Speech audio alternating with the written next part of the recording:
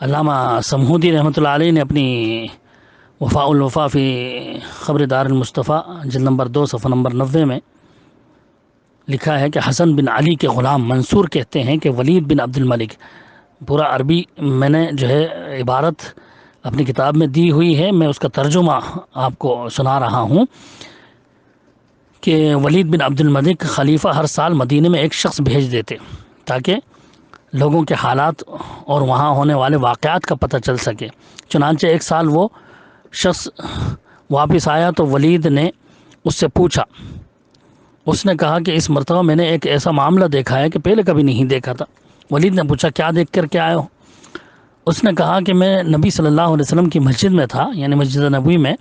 اور میں نے دیکھا کہ ایک مکان کے دروازے پر باریک پردہ پڑا ہوا تھا۔ نماز کھڑی ہوئی تو وہ پردہ اٹھ گیا اور اس کے اندر گھر والے اور ان کے ساتھیوں نے امام کی اقتداء میں نماز شروع کر دی۔ پھر بعد نماز کے بعد وہ پردہ ڈال دیا گیا۔ اتنے میں کھانا آ گیا، سب نے کھانا کھایا۔ جب پھر نماز کھڑی ہوئی تو انہوں نے ایسے ہی کیا۔ پھر میرے دیکھتے ہوئے ہی اس گھر والے نے شیشہ اور سرما پکڑا۔ میں نے کسی سے اس کے بارے میں پوچھا تو پتہ چلا کہ حسن بن علی رضی اللہ تعالی رحمۃ اللہ علیہ ہیں۔ ولید نے کہا افسوس، میں کیا کر سکتا ہوں، وہ ان کا اور ان کی والدہ حضرت فاطمہ کا گھر ہے، اس کا کیا کیا جائے؟ اس نے کہا کہ آپ مسجد میں اضافہ کر دیں اور اس گھر کو اس میں شامل کر دیں۔ چنانچہ ولید نے عمر بن عبد العزیز کو خط لکھا، جو مدینہ کے امیر تھے اس وقت، کہ مسجد کی توسیع کرو اور یہ گھر خرید لو۔ چنانچہ عمر نے انہیں مکان بیچنے کو کہا، انہوں نے انکار کر دیا، اور حسن نے کہا کہ واللہ ہم اس کی قیمت کبھی نہیں کھائیں گے۔ کہتے ہیں کہ انہوں نے انہیں 7 یا 8 ہزار دینار پیش کیے، لیکن انہوں نے لینے سے انکار کر دیا۔ حضرت عمر بن عبدالعزیز نے ولید کو اس کی اطلاع دی۔ ولید نے مکان گرانے اور اسے مسجد میں شامل کرنے کا حکم دے دیا اور کہہ دیا کہ یہ قیمت بیت المال میں دے دو۔ چنانچہ عمر نے ایسا ہی کیا۔ اس کے بعد حضرت فاطمہ بنت حسین بن علی نے حرہ میں جا کر کے اپنا مکان تیار کر لیا۔ تو اس واقعے سے بھی یہی واضح ہو رہا ہے کہ حضرت فاطمہ رضی اللہ تعالیٰ جو اللہ کے رسول صلی اللہ علیہ وسلم کی بیٹی تھی، ان کا جو گھر نبی صلی اللہ علیہ وسلم نے مسجد کے ساتھ بنوایا تھا، جس کا ایک دروازہ مسجد میں کھلتا تھا، اس پر ان کے پوتوں اور نواسوں کا قبضہ تھا، اور ولید کے زمانے تک وہ وہیں تھے۔ وہ اپنے حجرے میں امام کی نماز کے ساتھ باجماعت نماز پڑھ لیا کرتے تھے۔ اس روایت سے واضح ہے کہ انہوں نے خود دیکھا کہ امام کی اقتداء میں اندر ہی، حجرے کے اندر ہی نماز پڑھ رہے ہیں۔ تو اس طرح وہ روایتیں بھی جو حجرے کے تعلق سے تھیں کہ اللہ کے رسول صلی اللہ علیہ وسلم کے زمانے میں بھی اور آپ کے صحابہ کے زمانے میں بھی حجرے میں نماز پڑھ لیتے تھیں، تو یقیناً وہ ان کے گھر تھے، اور اس سے بھی بالکل یہ واضح استدلال ملتا ہے کہ ایسے میں نماز جائز ہے، بھلے دیواریں بیچ میں ہیں، سو کوئی حرج نہیں ہے۔ وہ حدیث بھی جس میں خود اللہ کے رسول صلی اللہ علیہ وسلم نماز پڑھانے مسجد کے اندر، اور حضرت عائشہ حضرت اسماء نے جو ہے حجرے کے اندر نماز پڑھی، سورج گرہن کی نماز۔ بہت ساری روایتیں اس کے تعلق سے ہیں، میں نے اپنی کتاب میں پوری بخاری مسلم وغیرہ کی روایتیں درج کر دی ہیں، جن کا خلاصہ یہ ہے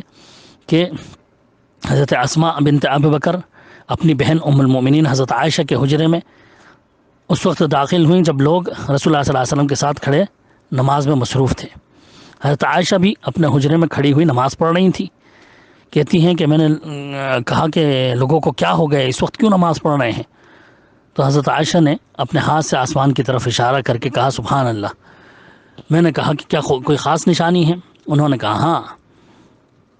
ہاں میں، انہوں نے اشارہ کیا، تو میں بھی حضرت عائشہ رضی اللہ تعالیٰ کے ساتھ حجرے میں ہی نماز پڑھنے کے لیے کھڑی ہو گئی، اور رسول اللہ صلی اللہ علیہ وسلم نے اتنی نماز پڑھائی کہ میں بے ہوش ہو کر گر پڑی۔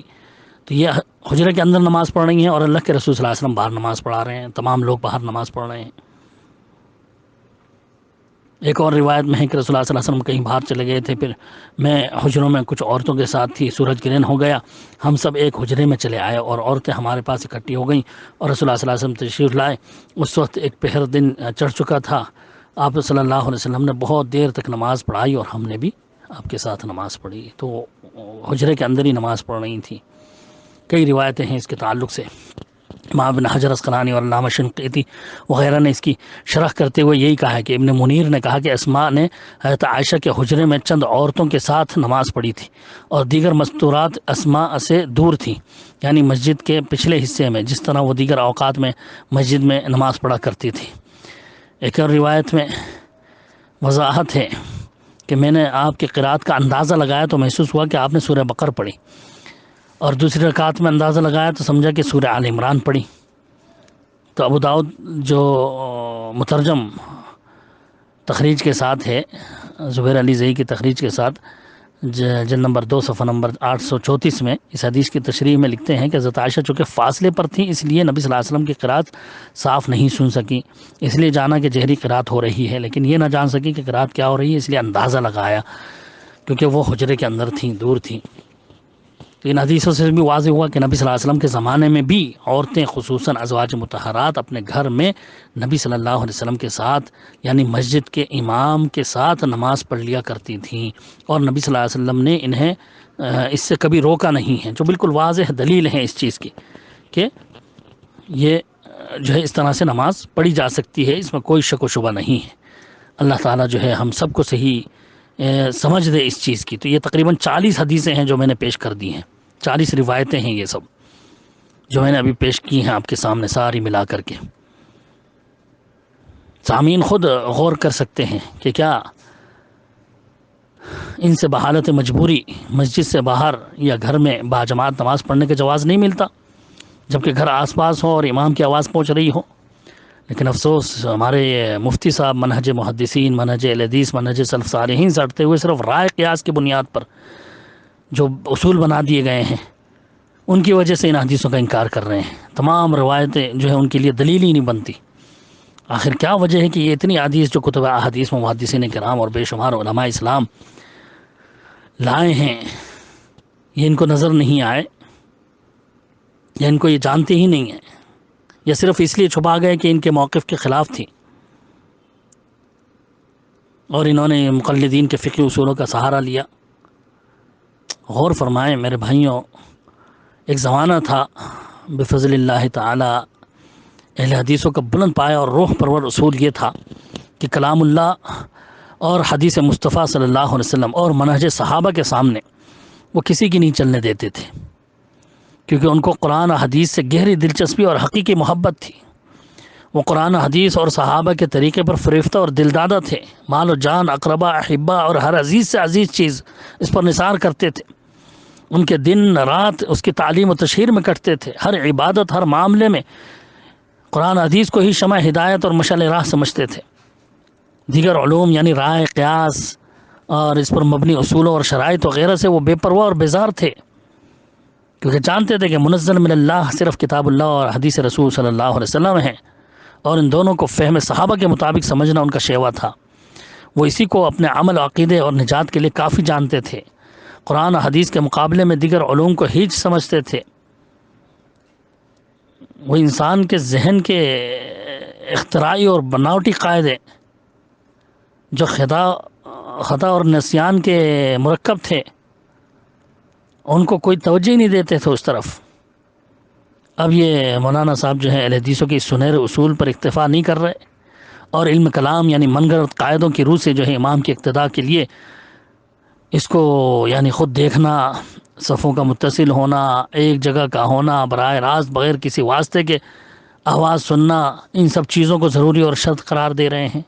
جبکہ قرآن حدیث سے ایسی کوئی شرط ثابت ہی نہیں ہے۔ صحابہ کا عمل تو اس کے خلاف ہے۔ ہم نے اصول جو اہل حدیث کا اصول تھا، اصل کتاب و سنت اور منہج صحابہ، اس پر جب ان مفتی صاحب کی شرائط کو پیش کیا تو امام کی اقتداء کے لیے جو شرائط کی تقسیم مفتی صاحب نے پیش کی ہیں، قرآن و حدیث کی مطابقت اس نے کی ہی نہیں۔ رہا علم کلام تو اس سے ہمیں کچھ انسیت اور رفیت نہیں تھی، نہ ہی ہم کتاب و سنت کے جیسے محکم اور پاکیزہ اصول کے ہوتے ہوئے اس کے محتاج تھے۔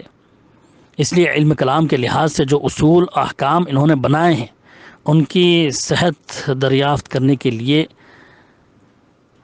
میں خود مولانا مفتی صاحب کو تکلیف دیتا ہوں کہ آپ ان اصولوں کے مطابق جو آپ نے بنا کر کے پیش کیے ہیں یا دوسرے فقہا کے جو اصول پیش کیے ہیں، اس کے مطابق آج آپ کے ہی بہت سارے مقتدیوں کی نماز صحیح نہیں ہونی چاہیے، کیونکہ وہ بھی عموماً مساجد میں اسپیکر کی آواز پر ہی امام کی اقتداء کر رہے ہوتے ہیں، اور نہ ہی صحابہ و تابعین کی نماز آپ کے اصول کے مطابق صحیح ٹھہری جو مکبر کی آواز پر امام کی اقتداء کر رہے تھے۔ ثبوت میں پورا دے چکا ہوں تفصیلی طور سے، کیونکہ آپ کے اصول کے مطابق براہ راست بغیر کسی وسیلے کے، بغیر کسی واسطے کے امام کی آواز سننا ضروری ہے۔ اور آج جو آپ کی مساجد میں 2-3 منزلوں میں نماز ادا کی جاتی ہے اور عورتوں کے لیے الگ سے کمرے بنائے جاتے ہیں، وہ سب صرف امام کی آواز کی تکبیر سن کر ہی نماز کی اقتداء کر رہے ہوتے ہیں۔ ان کی نماز کس بنیاد پر ہو جاتی ہے؟ اس کے لیے کیا اصول ہیں؟ ہمارے یہ پوچھنے کا مقصد یہی ہے کہ آپ نے جو شرائط گنائے ہیں اقتداء کی، بلکہ ان شرائط اور رسول کے مطابق ان تمام مساجد میں نماز کیسے ہو جاتی ہے؟ آج تو آپ حرمین شریفین کو دیکھ لیجئے، مکے میں اور مدینے میں دنیا جانتی ہے کہ دور دراز جہاں تک آواز امام کی اسپیکر سے پہنچتی ہے لوگ نمازیں پڑھ رہے ہوتے ہیں۔ بلکہ میرے ایک مخلص معتبر جماعتی ساتھی نے بتایا کہ حرم مکی میں، یعنی مکے کی مسجد حرام کے قریب جو کلاک ٹاور بہت بڑی بلڈنگ بنائی گئی ہے، اونچی عمارت ہے، اس کے 7ویں یا 8ویں منزل میں باقاعدہ کمرے بنائے گئے ہیں نمازیوں کے لیے، اور اس میں مسجد حرام ہی سے سپیکر لگائے گئے ہیں تاکہ وہ مسجد حرام کی آواز پر نماز باجماعت پڑھ لیں وہاں کمروں کے اندر۔ وہ لوگ وہاں مسجد حرام کی امام کی اقتداء کرتے ہوئے نماز پڑھ رہے ہوتے ہیں،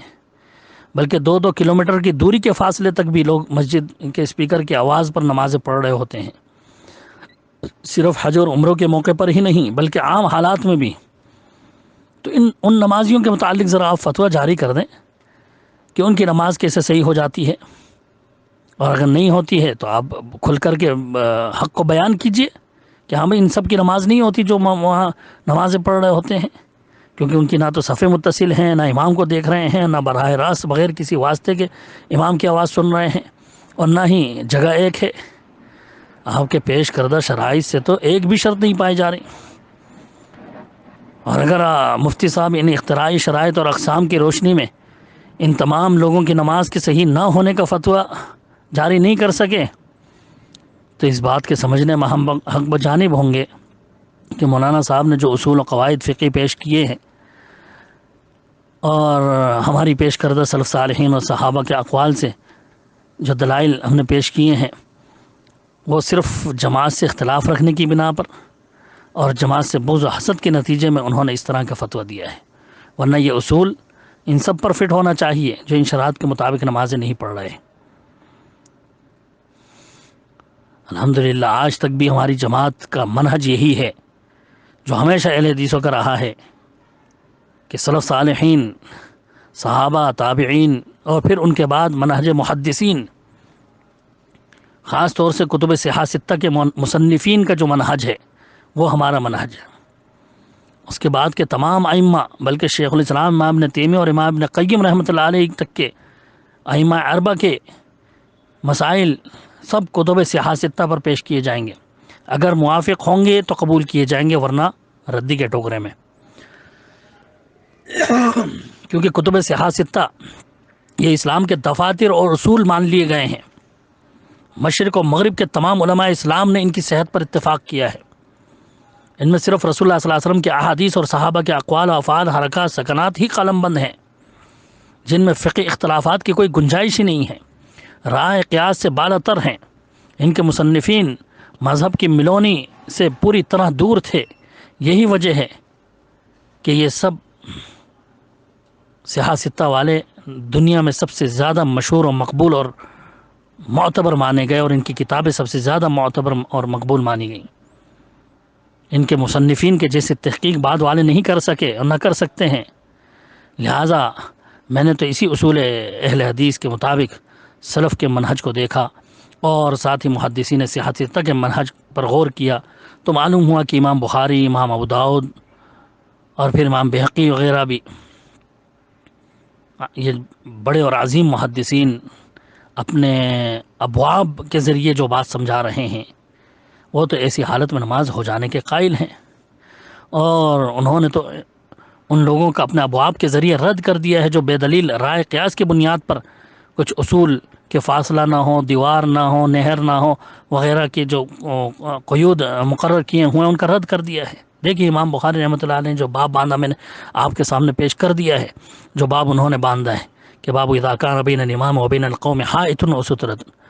جب امام اور قوم کے درمیان کوئی دیوار یا پردہ وغیرہ حائل ہو تو اس میں کوئی قباحت نہیں، کوئی حرج نہیں ہے، اور دلیل میں وہ صحابہ کا عمل پیش کر رہے ہیں، تابعین کا فتوے پیش کر رہے ہیں۔ علامہ ابن رجب فتح الباری کے اندر جو صحیح بخاری کی شرح ہے جلد نمبر 6 نمبر 297 میں اس باب کی شرح لکھتے ہوئے کہتے ہیں مراد البخاری بهذا الباب انه يجوز اقتداء المأموم بالامام وان كان بينهما طريق او نهر او كان بينهما جدار يمنع المأموم من رؤية امامه واذا سمع تکبیره،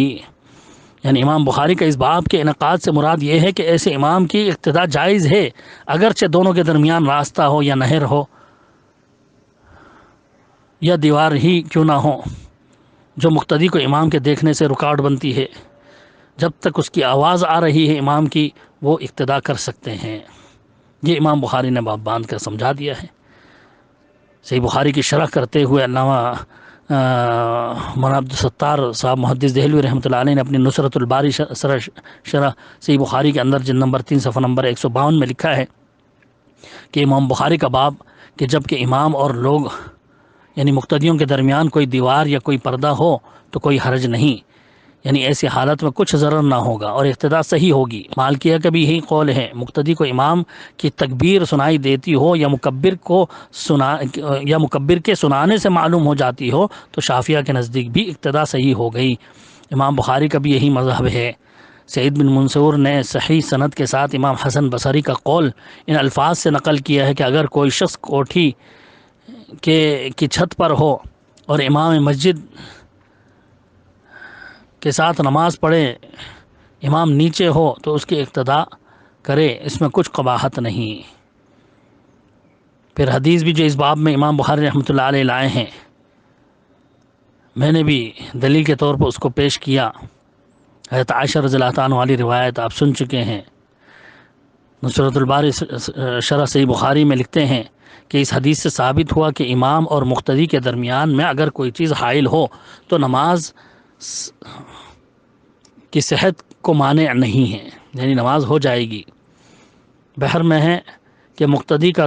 دور ہونا امام سے مسجد میں ضرر نہیں کرتا۔ اسی طرح دیوار کا حائل ہونا اگرچہ قد آدم سے اونچا ہو، جب تک مقتدی کو امام کا حال معلوم ہوتا رہے اس پر اجماع ہے کہ نماز جائز ہے۔ امام شوکانی نے نین الاوطار میں کہا ہے کہ اسی طرح اگر مسجد کے سوا اور مقام میں حائل ہو گو قد آدم سے اونچا ہی کیوں نہ ہو جب بھی ضرر نہ کرے گا۔ سعید بن منصور کی سنن میں ہے کہ ابو ہریرہ رضی اللہ عنہ نے مسجد کی چھت پر نماز پڑھی امام کی اقتداء کر کے۔ نیز حضرت انس رضی اللہ عنہ نے جمعہ پڑھا ایک گھر میں جو مسجد کے داہنی جانب تھا اور اس کا دروازہ مسجد کی جانب تھا، امام کی اقتداء کر کے۔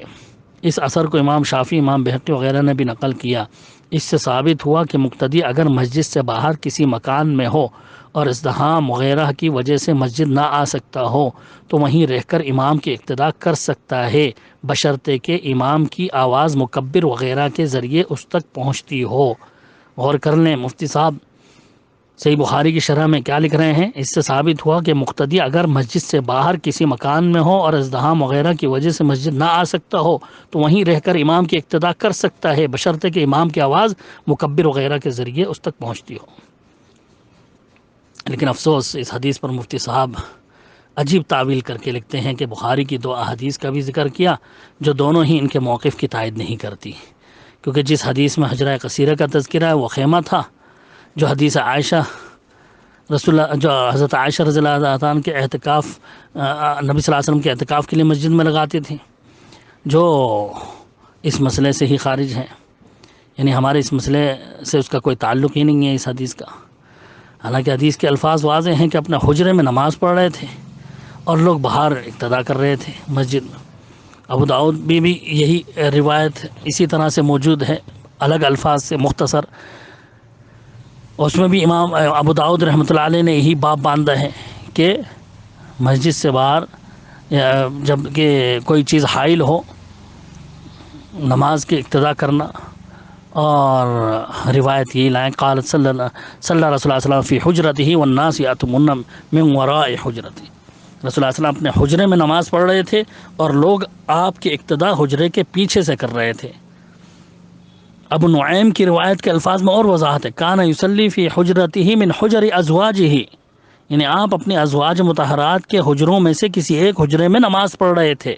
بالکل واضح الفاظ حدیثوں کے کہ اپنے حجرے میں، اپنے ازواج مطہرات کے حجرے میں آپ نماز پڑھ رہے تھے. جبکہ یہ کیا کہہ رہے ہیں کہ وہ ایک خیمہ تھا یا ٹانٹ تھا جو مسجد کے اندر حضرت عائشہ نے لگا دیا تھا آپ کے اعتکاف کے لیے. حالانکہ وہ مسئلہ، وہ حدیث ہے اس تعلق سے، لیکن وہ الگ ہے، وہ الگ واقعہ ہے، یہ الگ واقعہ ہے. کیونکہ یہاں وضاحت ہے، حجرہ اور حجرے کی دیوار کے الفاظ بالکل واضح ہیں کہ وہ آپ کی بیوی کا حجرہ تھا. تو پھر اس کو اس حدیث سے جوڑنا جس میں مسجد کے اندر خیمہ یا حصیر وغیرہ کا ذکر ہے، یہ صرف انکار کا ایک بہانہ ہے. دونوں الگ الگ موقع کی روایتیں ہیں. آئیے صحیح بخاری کی جو بڑی شروحات ہیں ان میں دیکھ لیجئے کیا واقعی حدیث میں جس کو آپ صلی اللہ علیہ وسلم کے حجرے کی دیوار کہا گیا وہ ٹاٹ یا دیوار یا خیمہ، ٹاٹ کی دیوار تھی یا خیمہ تھا جس طرح مفتی صاحب نے تعبیر کی، یا واقعی جس طرح حدیث کے الفاظ ہیں دیوار ہی تھیں. علامہ قسطلانی اپنی شرح میں لکھتے ہیں، صحیح بخاری کی شرح جلد نمبر 2 صفحہ نمبر 68 میں، کہ فی حجرت من حجر ازواجہ وهو یوضح ان المراد حجرت بیتہ لا التي كان احتجزها فی المسجد بالحصیر ويدل له ذکر جدار الحجرت. کہ حدیث کے الفاظ فی حجرتہ سے صاف واضح ہے کہ اس سے مراد آپ کے گھر کا حجرہ ہے، نہ کہ وہ جس کو آپ کے لیے مسجد میں ٹاٹ کا بنایا گیا تھا. اور اس پر وجدار الحجرت کے الفاظ یعنی حجرے کی دیوار کا ذکر بھی دلالت کرتا ہے اس چیز کا. علامہ عینی عمدۃ القاری شرح صحیح بخاری میں لکھتے ہیں، ومطابقته للترجمة في قوله فقام الناس يصلون بصلاته لأنه كان بينه وبينهم جدار الحجرة. ذكر معناه قوله في حجرته أي في حجرة بيته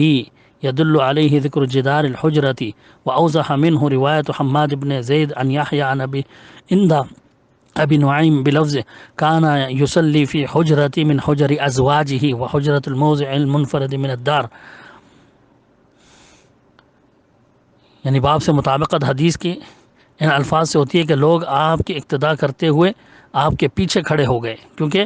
آپ اور لوگوں کے درمیان آپ کے حجرے کی دیوار حائل تھی، اور حجرے سے مراد آپ صلی اللہ علیہ وسلم کے گھر کا ہی حجرہ تھا. اس پر حجرے کی دیوار کا ذکر بھی دلالت کرتا ہے. اور اس سے زیادہ وضاحت حماد بن زید عن یحییٰ کی روایت میں ہے جو ابو نعیم نے بیان کی، جس کے الفاظ ہیں کان یصلی فی حجرتی من حجر ازواجہ،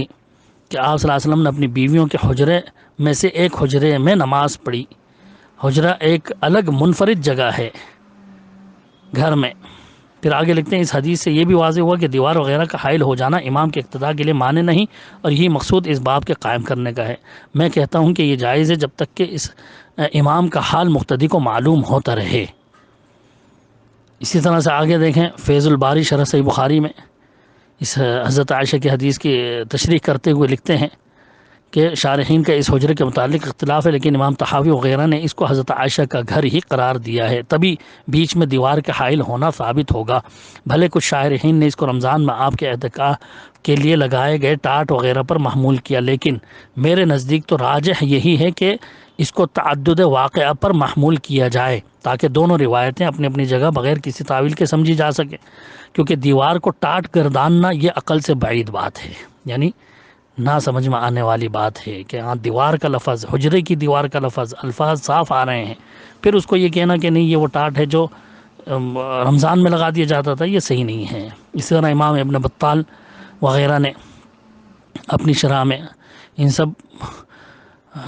کے عربی الفاظ جو ہیں میں نے دیے ہوئے ہیں اپنی کتاب میں، جو چاہے وہاں پڑھ سکتا ہے. ترجمہ میں مختصر بیان کر رہا ہوں۔ امام ابن بطال اپنی شرح صحیح بخاری کے اندر جلد نمبر 2 صفحہ نمبر 350 میں لکھتے ہیں کہ علماء نے اس پر اختلاف کیا کہ امام اور قوم کے درمیان دیوار یا راستہ حائل ہو تو کیا یہ صحیح ہے؟ تو ایک جماعت نے اس کو جائز قرار دیا اور اس کے تعلق سے جواز کی حضرت انس بن مالک، حضرت ابو ہریرہ، حضرت سالم اور حضرت امام ابن سیرین کی روایتیں مروی ہیں۔ حضرت عروہ بن زبیر مسجد کے امام کے ساتھ ایک ایسے گھر میں نماز پڑھ لیا کرتے تھے جس کے اور مسجد کے درمیان راستہ بھی حائل تھا، اور امام مالک کہتے ہیں کہ اس میں کوئی حرج نہیں ہے کہ کوئی اس حالت میں نماز پڑھے کہ اس کے اور امام کے درمیان کوئی دیوار یا راستہ یا نہر حائل ہو۔ اس طرح کشتیوں میں جو ایک دوسرے کے قریب چل رہی ہوں، ایک میں امام ہو اور دوسرے میں مقتدی ہو، کوئی حرج نہیں ہے، اس امام کے ساتھ ان کی نماز صحیح ہے۔ عطا رحمۃ اللہ علیہ نے کہا کہ ہر وہ شخص جس کو امام کے رکوع، سجود وغیرہ معلوم ہو رہے ہیں کہیں سے بھی اس کی اقتداء کر سکتا ہے، اس میں کوئی حرج نہیں۔ پھر آگے لکھتے ہیں کہ اسی طرح علماء نے اس میں اختلاف کیا کہ کوئی شخص کسی بند گھر میں یعنی دیواروں سے گھرے ہوئے کمرے میں امام کی نماز کے ساتھ باجماعت نماز پڑھے تو امام عطا رحمۃ اللہ علیہ نے اس کو جائز کہا، اور امام ابو حنیفہ نے تمام نمازوں بلکہ جمعہ تک کی نماز کو جائز قرار دیا، اور اسی طرح ابن نافع جو امام مالک کے شاگرد ہیں انہوں نے کہا کہ امام مالک نے بھی اس کو جائز قرار دیا ہے جبکہ وہ مقتدی امام کی تکبیر سن رہا ہو۔ پھر کہتے ہیں اور جن لوگوں نے اس کو جائز قرار دیا ہے اس کی دلیل حضرت عائشہ زید بن ثابت والی حدیث ہے کہ آپ نے اپنے حجرے میں نماز پڑھی اور لوگوں نے آپ کی اقتداء حجرے سے باہر کی، اگر ایسا کرنا جائز نہ ہوتا تو آپ صلی اللہ علیہ وسلم ان کو ضرور خبردار کر دیتے، کیونکہ آپ صلی اللہ علیہ وسلم معلم، دین سکھانے والے بنا کر بھیجے گئے تھے۔ ابن قصار نے کہا کہ آپ کی ازواج مطہرات آپ کی نماز کے ساتھ اپنے حجرے میں باجماعت نماز پڑھ لیا کرتی تھیں، اور آپ کے بعد آپ کے صحابہ کی اقتداء میں بھی اسی طرح حجرے میں نماز پڑھ لیا کرتی تھیں، جبکہ تکبیر تحریمہ اور دیگر تکبیرات کے سننے میں کوئی چیز حائل نہ ہو، یعنی جب آواز امام کی سنتی تھی تو اقتداء کر لیا کرتی تھی۔ اور اس کی دلیل نابینا یعنی اندھے کی نماز بھی ہے، جس طرح اس کی نماز بغیر دیکھے صرف سننے سے ہو جاتی ہے اسی طرح ان کی بھی ہو جاتی ہے، اور وہ شخص جس کے درمیان صفے اور ستون حائل ہیں وہ بھی دلیل ہے، بس دیوار وغیرہ کے حائل ہونے کی وجہ سے منع کرنا کوئی معنی نہیں رکھتا۔ یہ شرح صحیح بخاری ابن بطال کی کچھ اقتباسات میں نے سنا دیے ہیں۔ اسی طرح صاحب سبل السلام علامہ محمد بن اسماعیل یمانی صنعانی رحمۃ اللہ علیہ نے انہوں نے بھی اپنی التحبیر لإیضاح المعانی التیسیر جلد نمبر 5 صفحہ نمبر 256 میں لکھا ہے کہ حدیث کے الفاظ حجرت حیض ظاہر ہے کہ اس سے مراد آپ کے گھر کا حجرہ ہے، اور اس پر یہ دلالت کرتی ہیں کہ حجرے کی دیوار کا ذکر، اور اس سے بھی وضاحت کے ساتھ حماد کی روایت ابن نعیم کے نزدیک جس کے الفاظ ہیں کہ آپ صلی اللہ علیہ وسلم اپنی ازواج مطہرات میں سے ایک زوجہ کے حجرے میں نماز پڑھ رہے تھے۔ ایسے ہی امام ابن حجر عسقلانی نے فتح الباری میں کہا ہے تو لوگ کھڑے ہوئے یعنی لوگ آپ کی نماز کے ساتھ نماز پڑھتے جبکہ آپ حجرے کے اندر ہوتے اور لوگ اس کے باہر ہوتے۔ امام بخاری نے اسی روایت سے استدلال کیا اپنی صحیح میں کہ باب میں حضرت عائشہ سے اس بات کے جواز پر کہ امام اور مقتدی کے درمیان کوئی چیز دیوار وغیرہ حائل ہو تو اقتداء جائز ہے، جیسا کہ امام بخاری نے باب باندھا۔ یہی بات جو ہے آپ دیکھیں گے علامہ عبید الرحمن مبارک پوری رحمۃ اللہ علیہ نے شرح مشکات میں بھی جلد نمبر 4 صفحہ نمبر 40 میں ذکر کی ہے۔ اسی طرح سید سابق نے بھی اس مسئلے میں انہوں نے انہی روایتوں سے استدلال کرتے ہوئے بڑے واضح طور پر لکھا ہے کہ مقتدی اور امام کے درمیان کوئی رکاوٹ ہونا اس صورت میں اگر دیکھ کر یا سن کر امام کے انتقالات کا علم ہو رہا ہے تب جائز ہے۔ بخاری نے حسن بصری کا قول نقل کیا اور اس سے استدلال کیا، دیکھیے فقہ السنہ کے اندر جلد نمبر 1 صفحہ نمبر 247 میں۔ اسی طرح سے حضرت عائشہ رضی اللہ عنہ کا جو کی حدیث ہے اس کی تشریح میں امام ابو داؤد نے بھی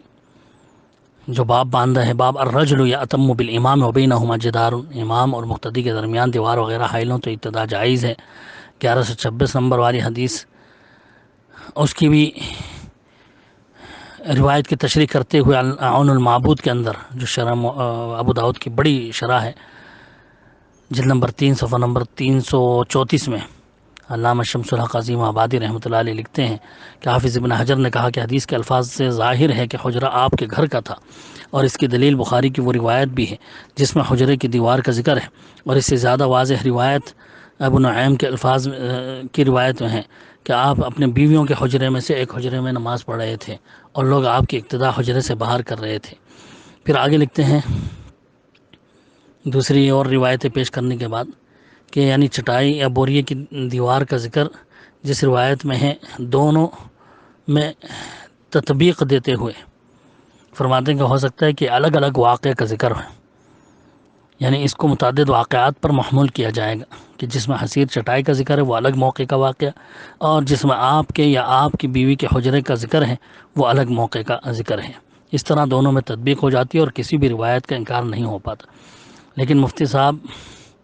نے اپنی عادت کے مطابق ان تمام روایتوں کا گویا انکار کر دیا اور کہا کہ یہ تو وہی واقعہ ہے جس میں خیمہ مسجد کے اندر آپ کا لگایا جاتا تھا، حالانکہ دونوں الگ الگ واقعے ہیں، یہی صحیح بات ہے۔ اور بھی میں نے بہت سارے اپنی کتاب میں ابو داؤد کی شرح میں جتنی بھی بڑے بڑے علماء نے اس کی شرح میں لکھا ہے وضاحت کر دی ہے، اور صاف جو ہے جید علماء نے بھی جیسے کہ علامہ عبد المحسن العباد البدر انہوں نے بھی اپنی شرح میں وضاحت کی ہے کہ ابو داؤد کے اس باب سے مقصود یہ ہے کہ ایسے مقتدی کی اقتداء امام کے ساتھ صحیح ہے جن کے درمیان دیوار وغیرہ حائل ہو، اس میں کوئی حرج نہیں، مقتدی امام کے پیچھے نماز پڑھے جبکہ دونوں کے درمیان دیوار ہو، جیسا کہ اس میں کوئی حرج نہیں ہے کہ امام اوپر ہو اور مقتدی نیچے، اور امام نیچے ہو اور مقتدی اوپر، ہر طرح جائز ہے جب تک امام کی آواز سننا ممکن ہو، اگرچہ وہ لاؤڈ سپیکر کے ذریعے ہی کیوں نہ ہو۔ کیا لکھ رہے ہیں آج کے جید عالم علامہ عبد المحسن العباد البدر اس کی شرح کرتے ہوئے لکھتے ہیں کہ جب تک امام کی آواز سننا ممکن ہو، اگرچہ وہ لاؤڈ سپیکر کی آواز کے ذریعے ہی کیوں نہ ہو۔ پھر آگے لکھتے ہیں کہ امام ابو داؤد نے حضرت عائشہ والی روایت بیان کی، لوگ آپ کی اقتداء آپ کے حجرے میں کے پیچھے سے کرتے تھے، اور یہ دلیل ہے اس بات کی کہ اگر کوئی چیز حائل یا دیوار وغیرہ ہو امام اور مقتدیوں کے بیچ میں تو اس میں کوئی حرج نہیں ہے، کیونکہ نبی صلی اللہ علیہ وسلم اپنے حجرے کے اندر نماز پڑھتے تھے اور لوگ آپ کی اقتداء حجرے کے باہر کرتے تھے۔ بس یہ ہمارے لیے اس بات کی دلیل ہے کہ امام مقتدی کے درمیان دیوار وغیرہ کا حائل ہونے سے نماز کی اقتداء میں کوئی فرق نہیں پڑتا۔ جیسا کہ چھت کے اوپر سے امام کی اقتداء صحیح ہے یا پھر بیسمنٹ میں امام کی نماز کے ساتھ نماز پڑھے، اس میں کوئی حرج نہیں ہے۔ آگے لکھتے ہیں کہ آپ کے حجرے میں نماز پڑھنا یا تو نفل میں تھا یا فرض میں تھا، لیکن نفل یا فرض دونوں برابر ہیں، اس میں کوئی فرق نہیں پڑتا۔ حدیث تو اس چیز پر دلالت کرتی ہے کہ امام اور مقتدیوں کے درمیان اگر دیوار وغیرہ حائل ہو تو نماز جائز ہے، صحیح ہے، چاہے فرض ہو یا نفل۔ اسی طرح علامہ عینی نے آگے امام بہقی نے بھی جو باب باندھے ہیں اس پر ساری حدیثیں وہی پیش کریں جو میں نے پیش کی ہیں، اور بھی بہت سارے اس کے دلائل تھے جو واضح ہیں بالکل، لیکن پتہ نہیں کیوں مفتی صاحب اس طرح انکار کرتے رہے۔ اللہ تعالیٰ بس رحم فرمائے ہم پر سب پر۔